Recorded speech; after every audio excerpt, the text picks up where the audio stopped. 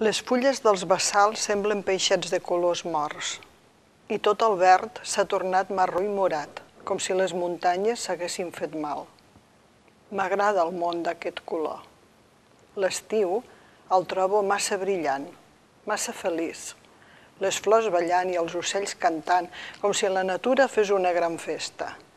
La tardor és millor. Tot penja i no et sents marginat d'una festa.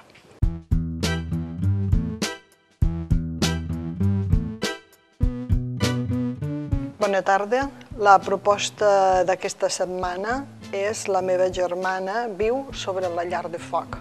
Es tracta d'una obra que ens impacta ja des del bon començament, perquè amb aquest títol tan sorprenent se'ns obren tot un munt d'interrogants, entre els quals seria com pot ser que una germana visqui a la llar de foc.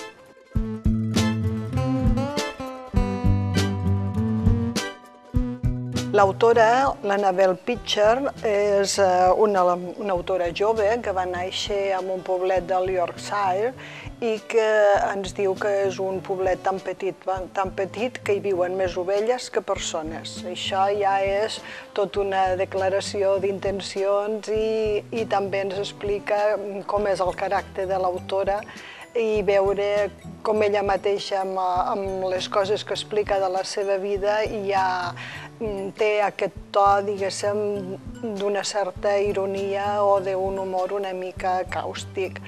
Ella va estudiar filologia anglesa a Oxford i després ha treballat de diverses maneres amb diversos mitjans de comunicació i aquesta és la seva primera novel·la.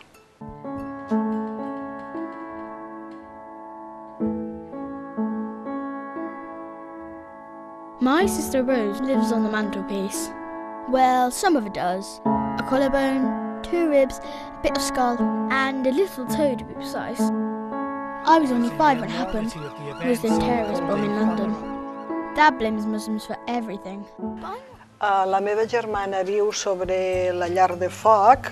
Coneixerem una complexa situació familiar i la coneixerem d'una manera peculiar a través dels ulls d'un infant que ha deixat ja la infantesa per entrar, diguéssim, en el món jove, en el món de la preadolescència, perquè ja té 10 anys. Aquesta mirada de, diguem-ne, nen mig adolescent li dona una gràcia que la fa especialment atractiva. La germana, a la qual fa al·lusió al títol, va morir en un atemptat terrorista i a partir d'aquí succeeixen tota una sèrie de fets que condicionen la vida d'aquesta família immersa en un dolorós procés de dol i d'assumir que la seva filla o la seva germana ja no hi és.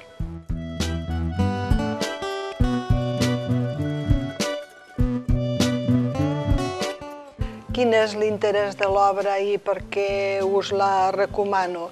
Doncs us la recomano per la manera com està explicada la història, perquè aquesta visió semi-infantil fa que les situacions més dures, més adverses, més terribles siguin explicades amb una certa innocència i, per tant, nosaltres les digerim una mica més bé que si estessin explicades d'una altra manera.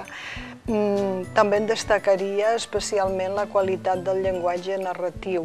Fa unes descripcions amb un ús de metàfores, amb llenguatge col·loquial que estan molt encertades, tant penso que amb la llengua original en anglès com en la traducció que s'ha fet al català.